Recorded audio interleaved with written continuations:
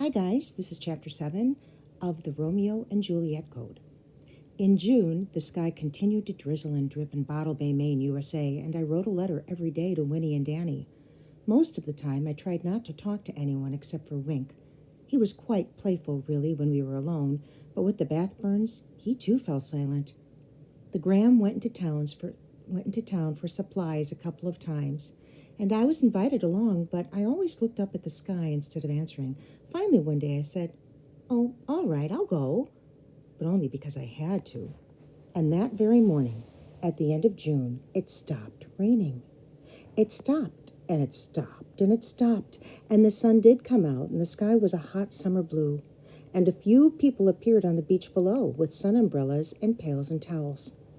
If you are feeling uneasy, sometimes a blue sky can make things worse. Better to have the sky match how you feel than to have it to be so lovely out while you are so dark and rainy and lonely inside. Riding into town with the Graham, eh? Taking your life in your hands, are you? Said Uncle Gideon. Slapping. Turn the page. Slapping the side of the old black automobile that he had just backed out of the barn for us. I frowned to keep the sun out of my eyes and waited until Uncle Gideon helped the Graham ever so gently in the car. She smiled up at him from the driver's seat with her white hair slipping slowly out of its bun in the wind. I hadn't seen the Graham smile much before. Then I heard Uncle Gideon say very quietly, "I do think this is a good idea. We should introduce her to the town. Better not to raise any suspicions about anything." "Well, Flissy, perhaps you'd like to buy some supplies to make a proper British tea for us," said the Graham quite loudly, shaking her head at Uncle Gideon. "Jolly good old thing," said Uncle Gideon. "Isn't that what they say over there, old thing? I'd love to have a real British cup of tea again." "Have you ever had one before?" I said, feeling the word suspicion floating round now in my head. "Oh, but of course, Flissy," said Uncle Gideon. "I'm very fond of England." And he put his hand over his heart and looked at me in a mournful sort of way. "I certainly know the difference between a good cup of tea and a bad one. And I went to the university there, you know." "Oh," I said. We were standing in the scruffy grass, looking at the Packard, which was ever so much bigger than our little Austin Minor in England. All the British cars were so much smaller. We were standing there in the bright morning sun with wild rose bushes all around us, being bumped and battered about in the wind. "Well, Fliss, the windows are all broken, so don't try to roll them up and down, and the Graham doesn't like to go in reverse. So don't get yourself in any situations where you have to go back up. And don't try to open the door on the passenger side, it's jammed. But otherwise, have a good time." "Gideon, dear, we don't need any more instructions. Stand aside. Now get in, Flissy McBee." The Graham started the motor with great pizzazz, as Uncle Gideon would say, like she was just settling into a Halifax bomber and getting ready to take off. "Be careful, Mother," said Gideon, backing away, frowning, and then waving. He stood there waving and waving and waving. We drove out onto the road. It was a hot morning, and we wound our way along the sea through the gnarled and knotted, low-growing bushes and little rocky patches. And suddenly, I remembered being on a holiday once with Winnie and Danny. We had a motorcycle with a dear little green sidecar. Danny was driving the motorcycle. Winnie always said he was a bit wild, and Winnie and I were snuggled into the sidecar. We were whizzing past the chalk downs and the chalk cliffs along the sea in Sussex, and we could see the white cliffs of Dover in the distance. What do you think chalk downs mean, and chalk cliffs, and the white cliffs? You might have to look that up. Danny stopped the motorcycle, and we climbed a great grassy hill to see the Long Man of Wilmington, which was a figure, a great white chalk outline of a man carved on the side of the hill hundreds of years ago. Danny said it was something only someone from high up in the sky could really clearly see all at once, like a god or an angel or an airplane pilot. I wondered about the German bombers flying over England on their way to London. I wonder if they saw the Long Man of Wilmington on a hill in the green grass not far from the ocean. The Graham was looking over at me. "You're very pensive, Flissy." Well, think about pensive. Felicity was looking out the window and just thinking about a trip she took with her parents. So it's kind of like in a faraway feeling or a faraway look is what pensive means, that she's kind of concentrating on something. Then she beeped the horn for no reason at all and said, "What a horn! They just don't make them like this anymore."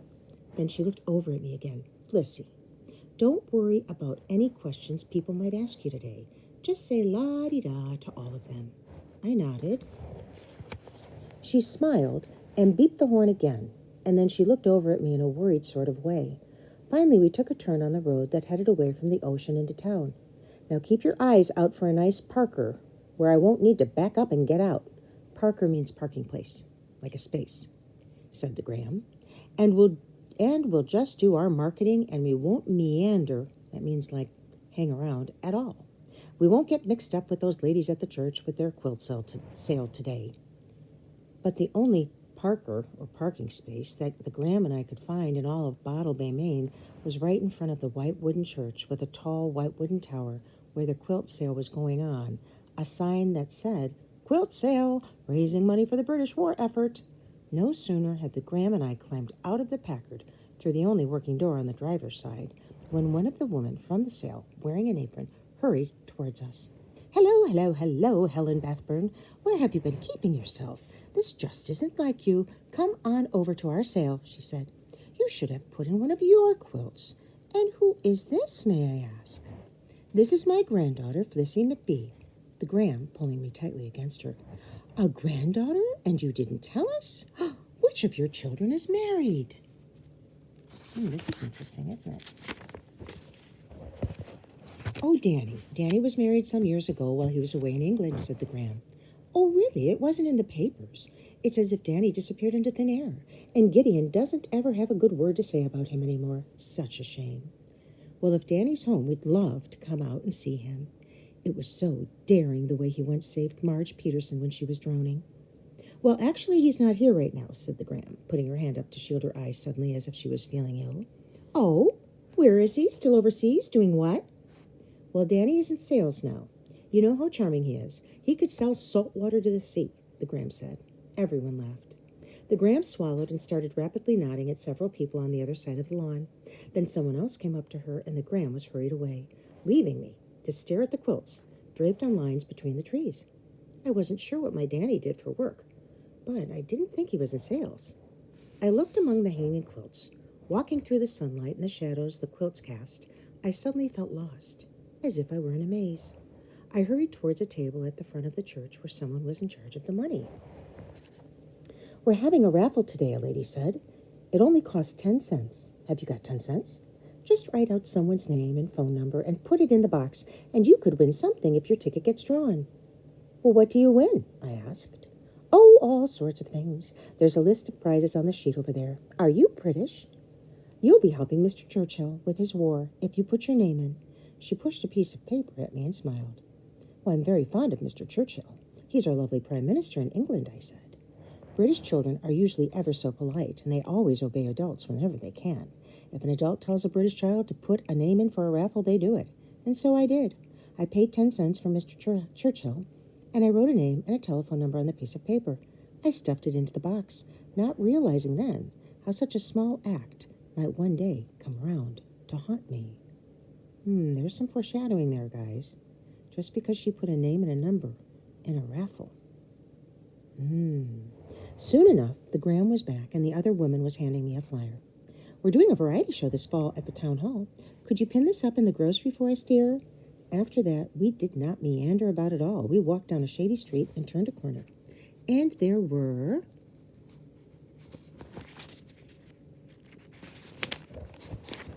all the shops in Bottle Bay, Maine. We got right down to shopping. The Graham let me pick out a tin of Earl Grey, that's a kind of tea, and some cold cuts for my proper British tea. I fancied a box of biscuits, but the Graham waved in the air and said, "No, no, Flissy, we make all our cookies out at the house." She bought the groceries while I went over to pin up the flyer on the bulletin board. As we left the store, the Graham seemed to be in a "shall we get out of here" sort of mood, as if she didn't want to answer any more questions. It was on the way home, in the windy car, that I began to think things over. Why had the Graham told her friends that Danny worked as a salesman? And why did she seem to avoid talking about him? And what about the sea captain? Why didn't he come out of his room? Anyway, Was someone even in there? I mean, actually, really, truly. Once we got out of town, the Graham kept looking over at me and beeping the horn and saying, "Well, we made it, Flissy McBee. We'll soon be home." The ride was bumpy and the sky darkening. I tried not to, but I fell asleep as we drove along.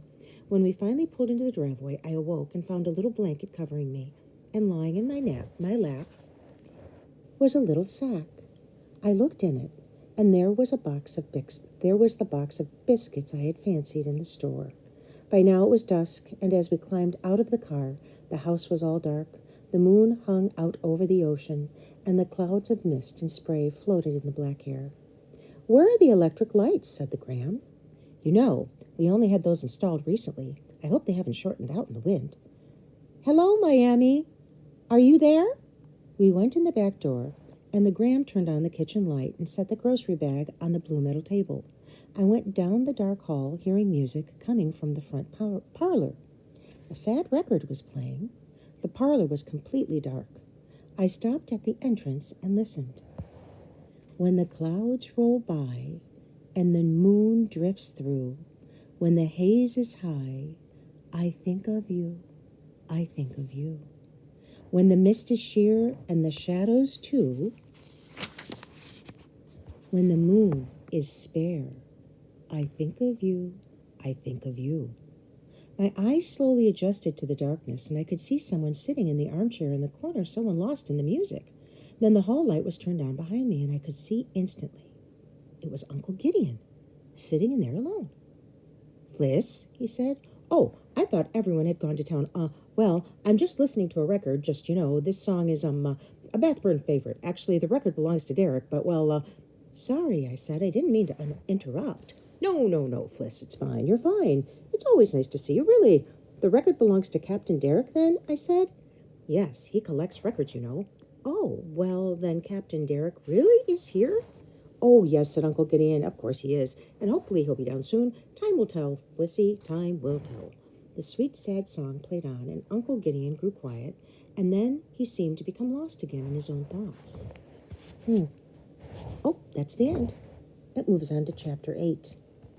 Well, wow, there's a lot to think about in that Chapter 7. A lot of things that, Flissy's got to wonder about. So, we are excited to talk with you about Romeo and Juliet.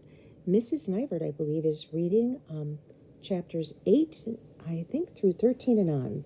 We'll take turns. So have a great evening and keep reading. Bye.